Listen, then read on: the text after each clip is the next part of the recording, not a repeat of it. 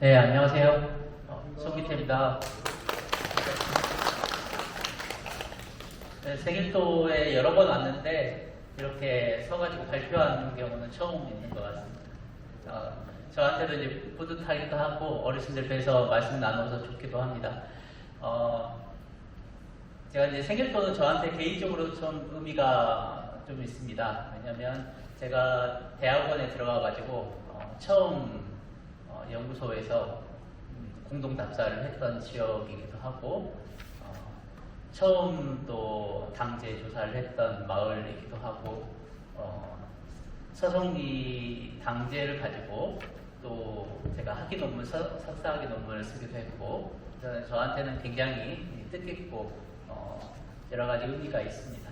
오늘 생일도 발광대하고 또 농학에 대한 이야기를 드리면서 어제 또는 현재 했던 이야기보다는 우리가 좀 더 과거에 했던 이야기도 좀 더 되짚어보고 좀 생각해보자 라고 하는 그런 주제로 오늘 잡았습니다. 시작하기 전에 좀 말씀드리면 아까 이호피 선생님이 우리가 당이 12당산 해가지고 11곳에 이렇게 음식 놓고 하신다고 하셨잖아요. 근데 그것과 관련해가지고 제가 학생들한테 강의를 할 때 처음에 무슨 말을 하냐면 최근에 이런 걸 무형유산, 문화유산 이런 표현을 하잖아요. 유산이라고 하잖아요. 그래서 이렇게 막 질문을 해요. 너네 아버지, 어머니가 준 집이나 자동차를 받을래? 아니면 너네 아버지, 어머니하고 지금까지 돌아가실 때까지 했던 기억을 가질래? 둘 중에 하나만 선택해야 된다. 라고 하면 뭘 선택하시겠어요? 어머니하고 했던 기억을 선택하시겠어요? 어머니가 남겨주신 재산을 선택하시겠어요? 쉽지 않죠. 학생들도 대답을 굉장히 어려워합니다. 마음먹기에 날렸죠. 그런 것처럼 우리가 이런 발광대나 농학이나 이런 걸 유산으로 생각하지 않기 때문에 굉장히 쉽게 생각하는 경향들이 있어요.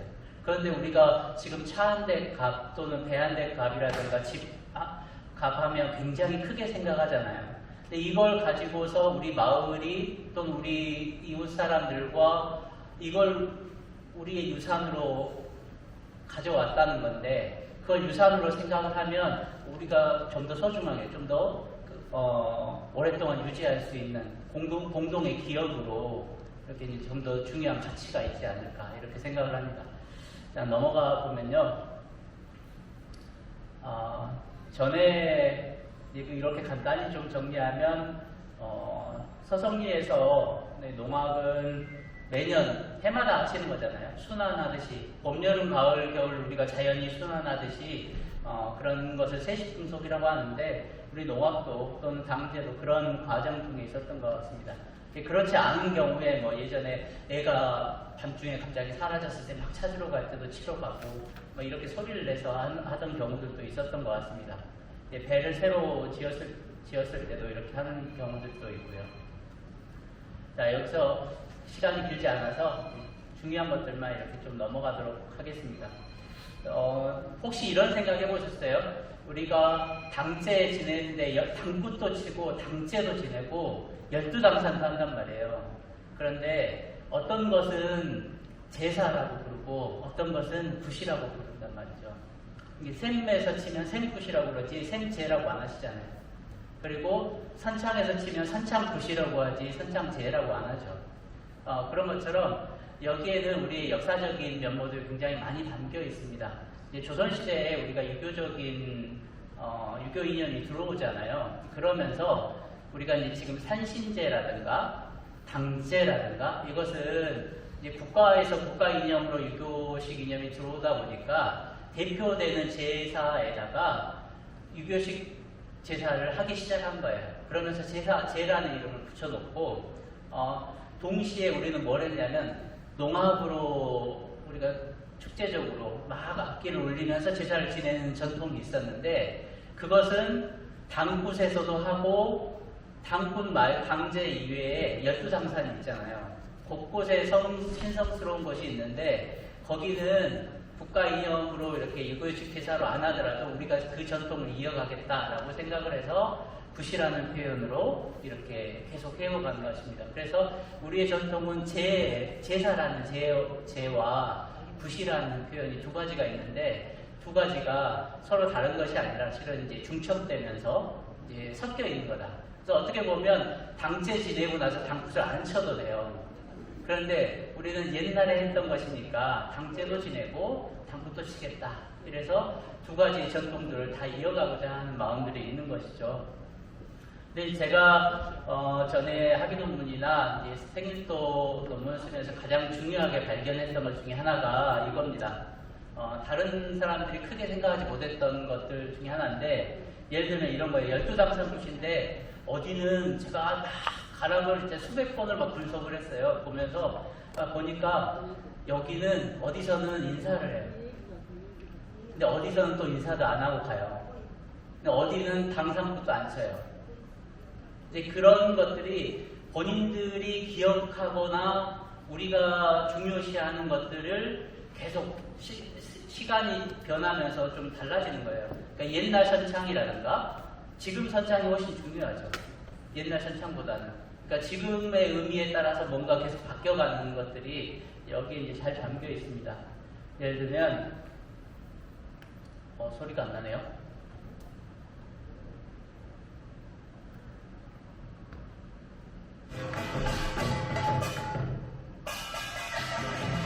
인사를 하잖아요. 네. 이거는 2004년에 하셨던 거예요. 그러니까 20년 전에 하셨던 거죠.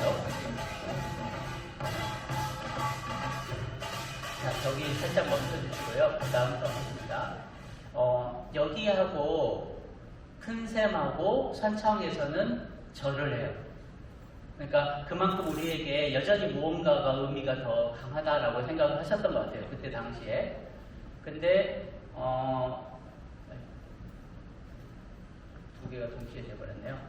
자, 이제 그냥 이제 설명해서 말씀드리자면 저 위에는 여기 집 앞에 여기 그 당에서 좀 내려오면 거기서 당산부 치시잖아요. 여기서는 인사를 또 안 하세요. 여기서 인사를 안 하는 것은 옛날에는 굉장히 중요한 곳이었지만 지금은 또 뭔가 의미가 달라진 것 같다라는 저는 그런 생각을 했어요. 그리고 제일 밑에 있는 여기는 길꿈만 치고 지나가잖아요. 질꿈만 치고 당산붓을 안 치고 여기는 샘이 있었는데 샘이 무거워졌잖아요. 아예 밑으로 들어가 버리니까. 그러니까 이건 뭐냐면 현재 마을의 농악이 분기로 불리는 농악이 굉장히 살아있고 우리가 그것을 각각에 대한 의미를 우리가 부여하고 있다. 지금 우리가 이것을 살아있는 생명으로 우리는 대하고 있다는 거죠. 왜냐하면 선생님들도 이제 생각해 보세요. 우리가 큰아버지 찾아갈 때 다르고 친아버지 찾아갈 때 다르고 작은아버지 찾아갈 때 다르잖아요. 조카하고 인사할 때 다르고 그런 것처럼 신들에게도 또는 의뢰를 해야 되는 대상에게도 뭔가 다르게 계속 표현을 하는 거예요. 이게 우리가 문화가 살아있다라고 하는 가장 중요한 표시 중에 하나입니다. 그리고 이제 가장 서성리 농악 또는 전통을 보면서 아쉽기도 하고 잘 남겼으면 좋겠다라고 하는 것 중에 한 가지가 이것인데요. 자, 이게 뭔지 아시겠죠? 보시면 어른들은 다 아시겠죠? 호수잖아요. 호수. 네. 여기가 예전에 지금 돌아가셨을 텐데 예전에 호수 하셨던 어르신이시죠? 네. 근데 잘 보세요. 보흥 101도에 가면 호수가 3명이나 있어요. 그리고 근데 이분들이 당집에서 제사를 지내잖아요. 그리고 여기는 완도 복일도 예송리입니다.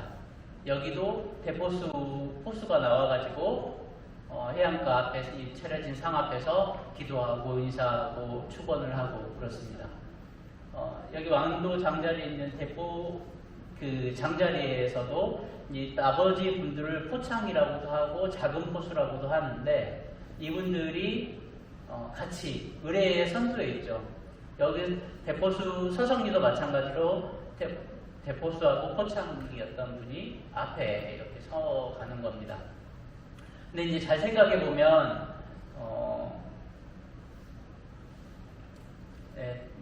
간단히 좀 넘어가겠습니다. 우리가 대포수하면 그냥 뒤에 따라다니는 사람 이렇게 생각하기 마련인데, 잘 보면 아까 우리 그 관에 군중대장 또는 대장군 이렇게 써져 있거든요. 근데 이름을 부를 때는 포수라고 불러요. 근데 그 사람 관에는 대장군이라고 써요. 왜 그런 차이가 있을까요? 그러니까 어르신들 중에 이런 분 아시는 분들은 이런 거 보신 적 있을 거예요. 예전에 상여 나가면 눈 4개 달린 방상시 탈을 쓰거나 그걸 붙여서 앞귀를 막는다고 막 그런 존재들이 있었잖아요. 이런 대포수는 아주 힘 있는 사람으로, 우리 정월에 농업 치면 액막이 한다고 하잖아요. 그런 액들을 다 상대하기 위해서 굉장히 힘이 있는 존재로 그려지는 겁니다. 그래서 마을의 그 농업 때 제사를 지내는 사람이기도 하고 액을 막는 아주 힘 있는 사람이기도 하기 때문에 이 사람에게는 본래 특별한 임무가 있었어요. 그런데 조선시대에 포수라는 존재가 드디어 나타나요. 임진왜란 때 우리가 활 쏘다가 졌잖아요. 일본한테. 그래서 총이 막 들어와요. 그래서 포수가 막 생겨나고, 그래서 그때부터 포수라는 이름을 이 사람이 물려봤습니다. 근데 힘은 세야 되니까 장군이라는 이름을 동시에 불리는 거예요. 그래서 이 사람이 집집마다 찾아가면서 의뢰도 해주고 복도 빌어주고 또 거기에서 그 대열을 인도하고 그러기 때문에 통솔을 하기도 하고 굉장히 이제 중요한 역할들을 하는 거죠. 그래서 이 역할들을 굉장히 잘할 때 마을에서 이 축제가 좀 신명으로 변해갑니다. 왜냐하면 우리가 농악만 치고 있으면 재미가 없어요. 거기에 사람들이 막 잘한다 막 소리도 하고 웃기도 하고 막 그러면 더 신명나잖아요. 그런 존재인 거죠. 제가 이제 강의할 때 이런 말들을 써요. 최근 우리 K-팝이 굉장히 잘 나가잖아요, 세계적으로. 그 사람들이 한국의 K-팝이 잘 나가는 이유로 2가지를 꼽는다고 해요. 하나는 떼창. 그러니까 가수가 노래 부르면 막 다 따라 부르는 거예요. 그걸 느끼고 싶어서 해외 가수들이 굉장히 많이 온다 그래요. 근데 중요한 게 그 떼창인데, 서양의 음악은 그냥 조용하게 듣잖아요. 우리 피아노 연주하거나 클래식 하거나 그러면 숨소리도 내면 안 되고 조용히 들어줘야 되잖아요. 근데 우리는 판소리를 하거나 농악을 하거나 그러면 옆에서 소리도 질러줘야 되고 추임새도 해줘야 되고, 그런 문화가 실은 우리의 떼창에 들어있는 겁니다. 이렇게 한국적 DNA가, 공연 DNA가 거기에 들어있는 거거든요.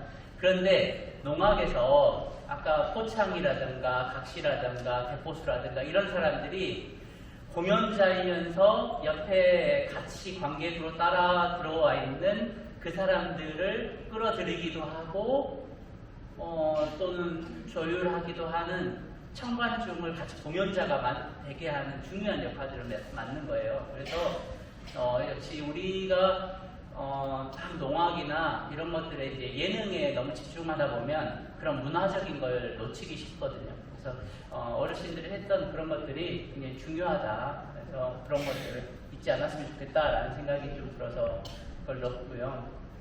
시간이 많지 않은데 이건 한번 좀 보도록 하겠습니다. 예전에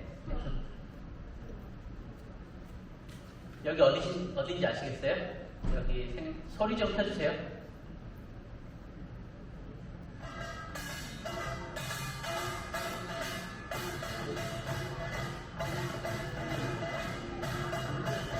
군중대장이라고 넣으셨잖아요. 전에는.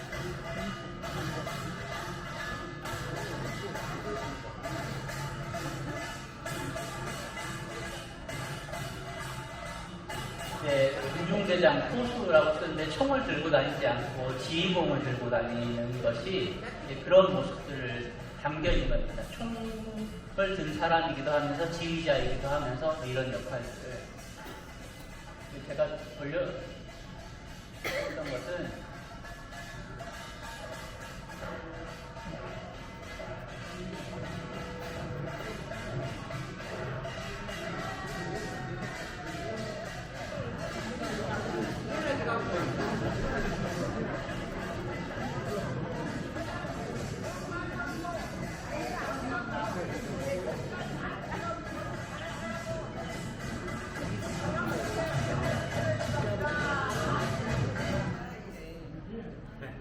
네, 잘 보셨어요? 네. 이거 어르신이 말할 때 뭐라고 했냐면 마지막에 너네 그 복 빌어준다고 당할머니가 점지했단다 이렇게 이야기해요. 네.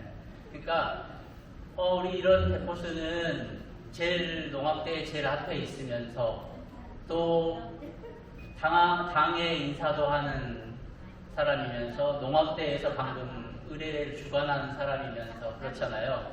그러니까 당 할머니의 신명과 그 신성함을 내려받아가지고 복을 주는 사람이기도 하고 나쁜 나액을 막아주는 사람이기도 하고 굉장히 중요한 역할들을 하고 있는 거죠. 그래서 농악대가 악기 연주만 하지 않고 사람들과 함께 축제를 만들어가는 어떤 중요한 존재인데 현재 우리가 많이 사라져가기 때문에 좀 아쉬워서 이런 것들을 잘 살려가면 좋겠다라고 이렇게 생각을 했습니다. 네. 그거 몇 년 동안입니까? 2004년이요. 2020년 전 겁니다.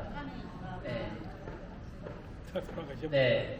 그래서 이제 최근에는 제가 그때 이제 발광대 이야기를 처음 들었을 때 저 2004년이잖아요. 2004년 1월에 그때 들었을 때 저기 정성호 어르신하고 또 마을 어르신들이 막 이제 저걸 촬영하고 막 그러면서 인터뷰를 막 하는데 옛날에는 밤굿을 치면 갑자기 이렇게 천막을 쳐가지고 사람 얼굴 안 보이게 해가지고 발에 광대를 씌우고 놀기 시작했다라고 하는 이야기를 처음 듣게 되었고 그때부터 저희가 이제 어르신들이 또 복원을 하기 시작하셨잖아요. 스스로 복원해온 역사들이 굉장히 대단한데 이게 2004년에 처음 가가지고 이렇게 했다고 하면서 이제 얼굴에 막 그림 그리고 처음 저희한테 알려주시던 모습들입니다.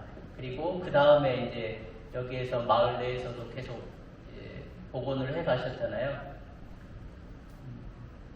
그래서 이렇게 추석 때도 이렇게 굉장히 축제적으로 잘하고 계시고 2024년 올해 정월에도 아마 추석 때도 하실 것 같은데요.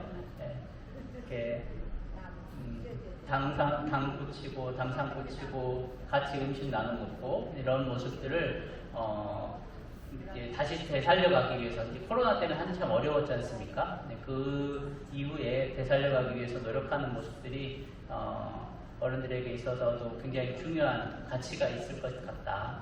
후손들에게도 남겨줄 만한 가치가 있다라고 이렇게 생각이 됩니다. 이 비슷한 예로 우리가 이제 발탈이 있잖아요. 발탈하고 발광대는 이런 둘 다 유사한 전통이 있는 것 같아요. 전문 연희패, 그러니까 남사당패 같은 그런 연희패들이 하던 것들이 민간에 남아있는 건데 국가유산으로 있는 발탈도 실은 그런 유랑연희패의 전통에서 온 겁니다. 유랑연희패라고 하면 남사당패처럼 매일 항상 돌아다니면서 공연하는 사람들이 남아있는 건데 그런 걸로 보면 우리 이제 발광대는 살아있는 유산이면서 농악하고 같이 전승되기 때문에 특별한 가치가 있지 않을까 뭐 이런 생각이 좀 듭니다. 자 그리고 전에 이제 이거 마당 관리하던 이렇게 사진을 좀 이렇게 영상을 그냥 넣어놨는데 이런 것들이 이제 사회적 자본, 사회적 자산이라고 합니다.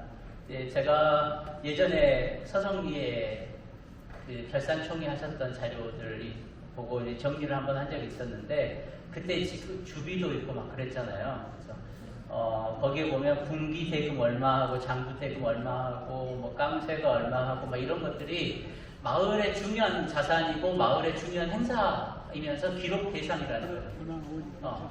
그것이 마을 유지해가는 중요한 기재이다라고 하는 것을 잊지 않으셨으면 좋겠다. 예를 들어가지고 제가 이제 다른 자료도 좀 가져다 놨는데 영암에 가면 남평문씨 집안이 있어요. 1700년부터 지금까지 문중계례를 작성하고 있는데 거기에 가면 농악대나 어디 절에서 걸고 온 기록들이 계속 꾸준히 적혀 있습니다. 그만큼 굉장히 많이 소통하고 왔다 갔다 하면서 예능을 이렇게 만들어 갔다라고 이렇게 알 수 있을 것 같고요. 제가 여기서 중요시한 건 뭐냐면 옆에 우리 밑에 가면 추자도 있는데 투자도 대저리에서는 10년 동안 1억 5천 모아가지고 마을회관 자기들이 지었어요. 그러니까 5대5 매칭을 하잖아요. 그러니까 자기 돈을 들여야 되니까. 그래서 한 번 돈을 모으고 이렇게 하다 보니까 자기들이 자신감이 생겨가지고 해마다 이렇게 마당 발굴을 하면서 축제적으로 이렇게 하고 있다라고 합니다.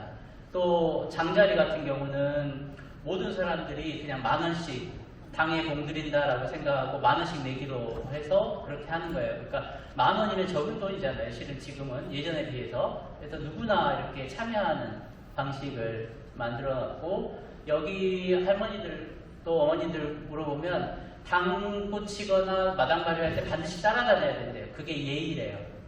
이제 그런 것들이 우리도 원래 있었던 전통이죠. 그리고 노화도 미라리에 가면 어촌계 들어올 때 입회를 받아줄 때 반드시 들어온 해에 마당 발효를 해야 되고, 마당 발효에 참여해야 입회를 시켜준다고 하는 그런 전통도 가지고 있습니다. 그러니까 마찬가지로 여기도 우리가 마을이 유지되는 것과 문화가 유지되는 건 동일하게 가야 돼요. 네, 그래서 여기는 이제 개막이도 하시잖아요. 개 막는 것도 하시고, 이제 문화가 같이 전승되면서 마을이 같이 유지되는 것을 동시에 이렇게 잘 생각하시면서 전승을 하면 다른 마을의 사례도 좀 본받아가지고 생각해 보시면 좋을 것 같습니다. 그리고 이제 저 마지막에 이 장면은 완도 장자리인데, 요즘 외부에서 온 사람들이 카페 만들고 또는 새로 집 지어서 들어온 사람들 많잖아요. 일부러 그런 집 가서 마당 발굴을 해요. 왜 그러냐면 마을 사람들이 가가지고 이번 기회에 이제 얼굴 알고 집에 뭐 어떻게 생겼는지 알고 하는 거예요. 그래서 같이 이야기 나누고 이러면서 마을 사람이 되어가는 과정이거든요. 이제 그러니까 농악이라고 하는 게 굉장히 여러 가지 가치를 가지고 있습니다. 그래서 지금도 막 어려우신 건 아는데 마당 발굴도 하기 굉장히 어려우시잖아요. 그래서 사람과 사람이 만나야 문화가 지속이 되고 신명도 쌓이고, 그리고 이제 우리가 남겨놓을 유산도 기억으로 남을 수 있습니다. 그래서 이런 것들까지 잘 생각하시면서 전승을 해주시면 좋겠다라고 생각합니다. 예, 이상으로 마치겠습니다. 고맙습니다.